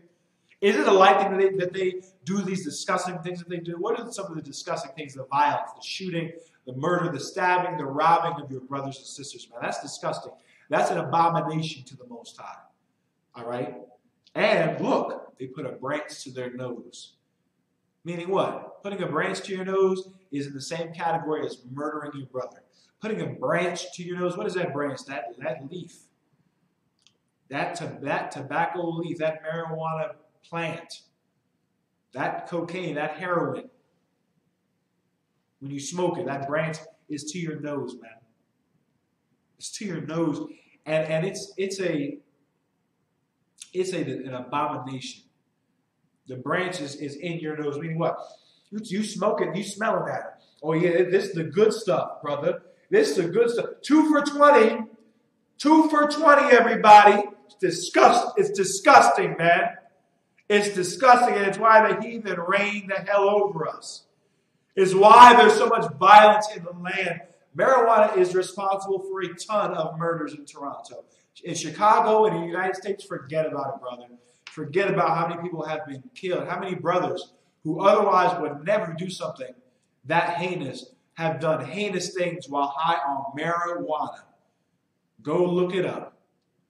Go look it up. Heinous crimes have been committed by brothers high on weed. That statement that marijuana makes you docile is true. It makes you docile, and it makes you do the commands of your slave master, which is to rape, rob, and murder your own people, that hate and sell drugs to your own people, to turn your women out and use them like rags. Is what the slave master wants. When you get high, understand this. You're susceptible to the bidding of the slave master, to be a beggar, to be poor because you're getting high on drugs on the streets, man. That's what the so-called white man wants. He loves it, man. He loves it when we put the branch up to the nose. To the Most High, it's a disgusting thing. Putting the branch up to your nose and smelling it, checking for its purity. Stop getting high, man. All right? Therefore will I also deal in fury. Mine eye shall not spare, neither will I have pity. And though they cry in mine ears with a loud voice, yet will I not hear them. That brother that was beaten, you understand, within an inch of his life by those two devils, those two constables in Toronto. Brothers marched. Brothers and sisters protested. They cried to God. They prayed to God. But the Most High did not hear them. Why? Because look, they put the branch to their nose. Understand this. If you're smoking, God does not hear your prayers. If you're getting high, the Most High does not hear your prayers. It's in the Bible. It's in this book right here. Right here. Right here. We're in Ezekiel chapter 8 and verse 18. Though you cry with a loud voice, God, please, my electricity, is that my food. I can't feed my kids. I can't feed my babies. I guess you can. You're smoking all the rent money. You're smoking a hole in your stomach. Smoke it until you fall asleep. Stop. Blacks, Hispanics, and Native American Indians, so-called in Canada, the Most High will continue to deal in fury. in Toronto, in Montreal. We continue to get high, man. It's time to stop letting our lives be run by a damn plant.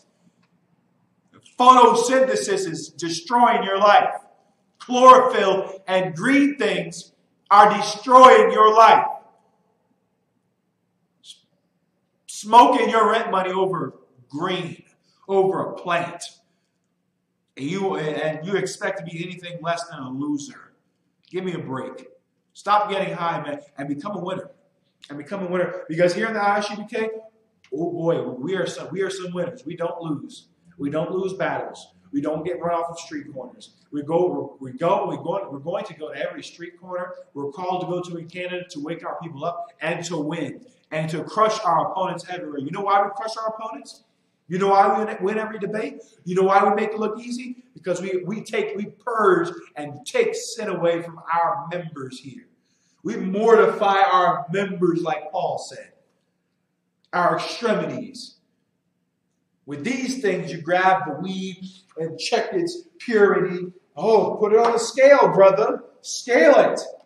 Ooh, 2/3 of an ounce. $60. All right. 60. Oh my God. Give it a damn rest. A grown man. Oh my God. Where's the money? Over marijuana. Enough. It's time to be strong, man. It's time to be strong. This day and age, there's no more room for weakness, man. The brothers and sisters you see weak and high on drugs, they're going to get flattened. They're going to get flattened by the Canadian prison system, flattened and beaten half to death by Canadian constables. And we in the I.S.U.P.K, we are dead serious about it. Dead set and dead serious about you stopping smoking. You know why? You know why? Because it's our job. It's our job. We love our people, man. We love our people, and we'll sacrifice our lives if necessary to make sure blacks, Hispanics, and Native American Indians in Toronto know not to smoke. To get blacks, Hispanics, and Native American Indians in Montreal not to smoke weed, not to sell drugs, to be stronger than a plant that grows in the ground, than an herb. You losing the parsley and oregano leaves, tobacco leaves, losing your life. It's killing you. You know what I'm saying? And you have yet to find the strength to beat it, but you think your way is okay? No. You're going to do what we say here in the I.S.U.P.K. We're the priests and prophets of the Most High. And today our message, our closing message is to stop getting high and stop smoking cigarettes. You understand? This is the message to blacks, Hispanics, and Native American Indians are in Canada. And if you think this is about you, it is about you. It is. Stop getting high and stop smoking cigarettes. This is no more time for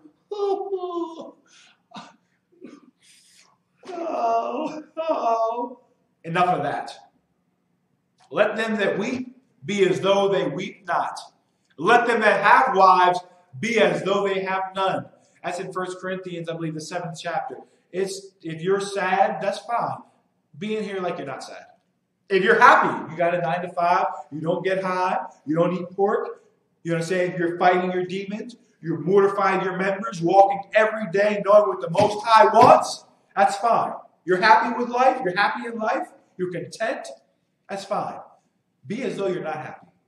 And if you weep, if you're a widow, you have horrible trauma in your mind from being oppressed from what happened, be as though you have none.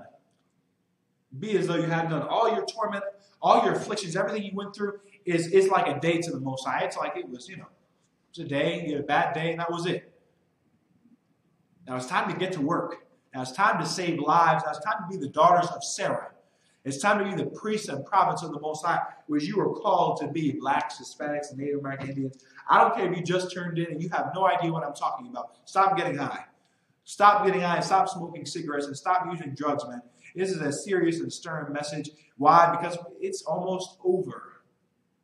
It's almost over, and we don't want any of our people to miss out on the kingdom of heaven, man.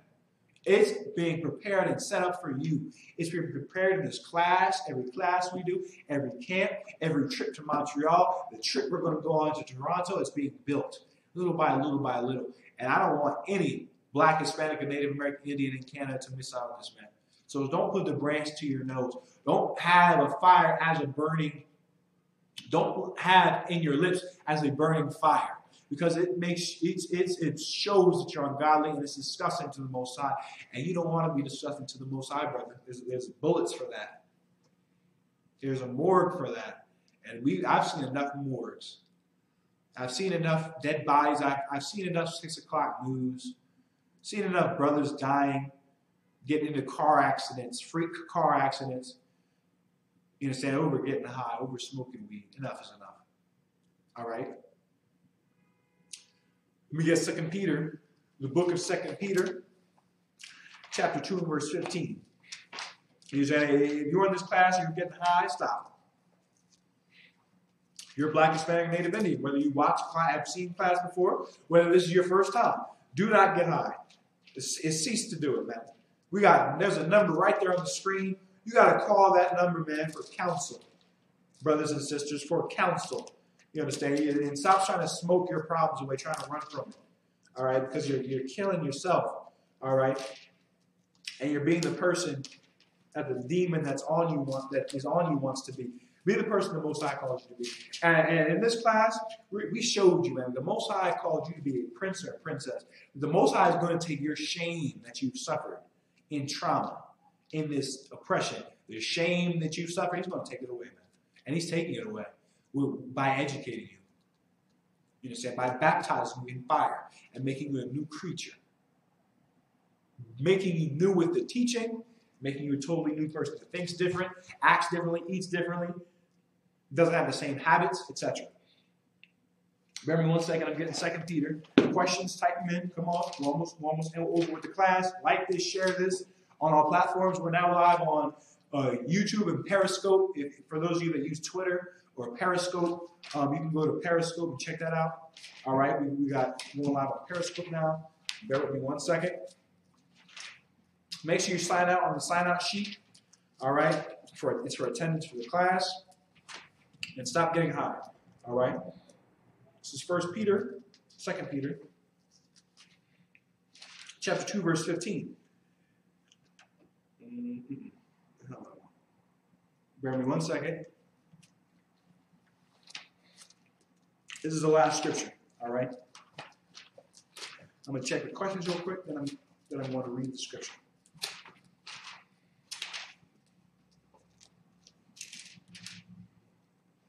All right.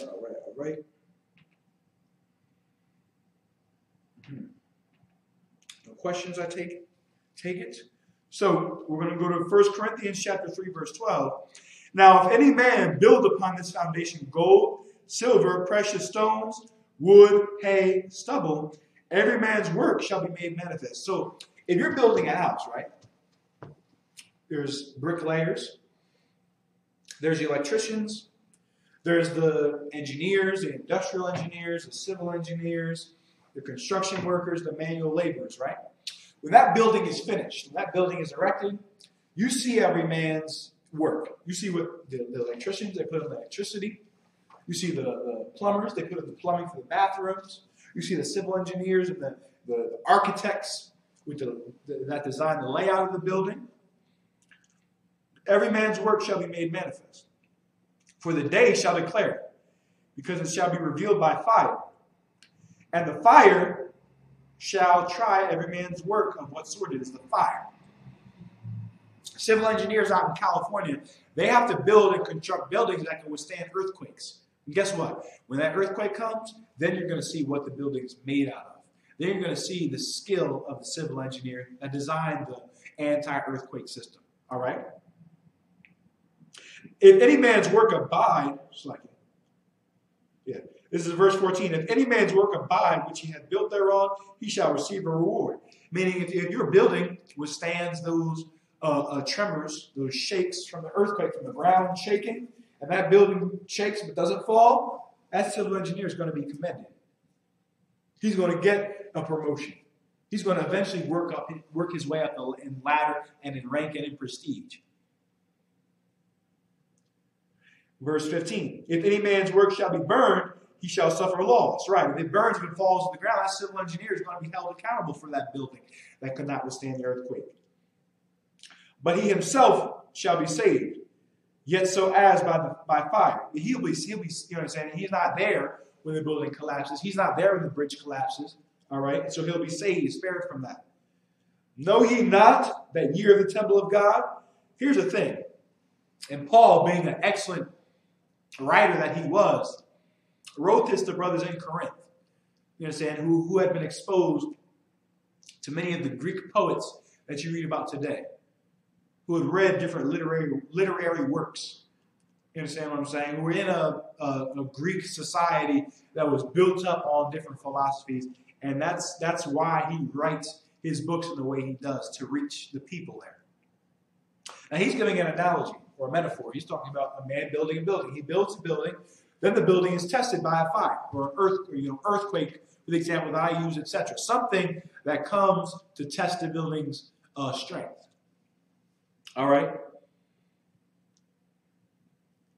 But if it's destroyed, the man will be saved, but the building will be destroyed. Guess what? You're the building that the Most High created. So-called Black, Hispanic, and Native American Indian. How do I know that? Because in Deuteronomy 7 and 6, it says that the Most High, he chose you. So he made everyone else. In 2 Ezra 6 and 54 through 55, the Most High, Ezra said, of Adam come we all. And that's true. We all come from Adam. Those people you can't stand in traffic, the people that bump into you on the train, the people yelling at you in French, the Asian telling you to hurry up and buy. All of them come from one man, Adam, who later on had a son named Noah, all right, down the generations, who had 3 sons, Shem, Ham, and Japheth. We all come from them. But guess what? The Most High chose us. He put us together, and he set us up to be his temple, to be the place where his ordinances were done. In your body, the ordinances of the Most High are done. Meaning what? You can't have sex with a prostitute, and you can't have sex with a whore, a woman that is a prostitute, or a woman that, you're going to have sex with for a night and then you just throw away. You can't do that, brother. Sister, you let everybody have sex with you. You can't be a whore. You can't be a stripper. You can't work in the Montreal brothels. You can't work in a Thai massage parlor for doing erotic massages. Why? Because your body is the temple of the Most High. You're the temple of the Most High. So-called Blacks, Hispanics, and Native American Indians in Canada. Would you go up to the temple and pour gasoline on it and burn it? No. You know you wouldn't. So then why are you burning the temple by yourself? Why are you burning your lungs up and burning a hole in your stomach and burning a hole in your brain, frying the brain cells off your head? Why are you doing that? Know ye not that you're the temple of the Most High, and the Spirit of the Most High dwelleth in you? The Spirit of the Most High dwells in you. That spirit to do the things the Most High does, to have the braids, you understand, to be militant, to be just a righteous people in general. We have that spirit. If any man defile the temple of the Most High, him shall the Most High destroy. For the temple of the Most High is holy, which temple ye are. You are the temple, man. You make up the congregation. That's where the word church comes from. The word church comes from congregation or body of Israelites. Why is that? Because we're the separate people. We're the holy people, and the church, the congregation, is made up by us, by the people. The people make up the school, not a damn building. You understand what I'm saying? This building is a school where we teach the truth. But you are the temple of the Most High, so-called Blacks, Hispanics, and Native American Indians. And what you do with your body matters. I know, you're black, and we believe we're taught to think we're dirty, and getting high is just so cool. Everybody's doing it. And they're shipping more Jamaican weed into Toronto than a Bob Marley concert. But Blacks, Hispanics, and Native American Indians, you're holy. You're set apart from regular Canadians. You're set apart from regular people in Montreal. And you're not to get high. You're not to do it. Because you're the temple of the Most High.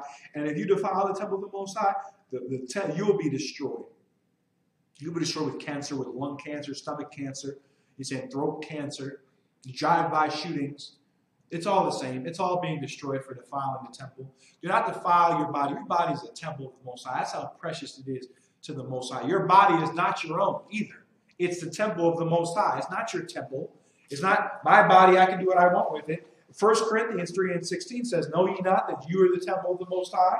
You're the temple of the Most High. Your body is not your own. Just like the temple, when it comes back, when it gets erected again, it's not going to be yours. Say you don't have the keys and open it and close it and sleep there. It's not yours. The temple is the Most High's. Well, your body is not yours. It's the Most High. And what you do with it matters because it's His body that He gave you. Don't trash it, man. Don't trash it by getting high. Renew it by coming into the I.S.U.P.K and learning these laws, statutes, and commandments, man. The Most High said the Word is the truth. The Scriptures are the truth, and we are the home of the truth, the guardians, the defenders of the faith, of the truth, of the works of the truth. We defend it to the fullest here in the I.S.U.P.K. All right? I'm Priest and Officer 1000 a Bun. I'm going to wrap up the class now. The water to all the brothers and sisters that tuned in. Brothers and sisters in Canada, Salakia, in Toronto, Salakia. Yes, and the class got canceled. All right? But Lord allow, I'll be back. I'll be back. All right, in Canada, in Toronto, in early January. All right, with that being said, shalom.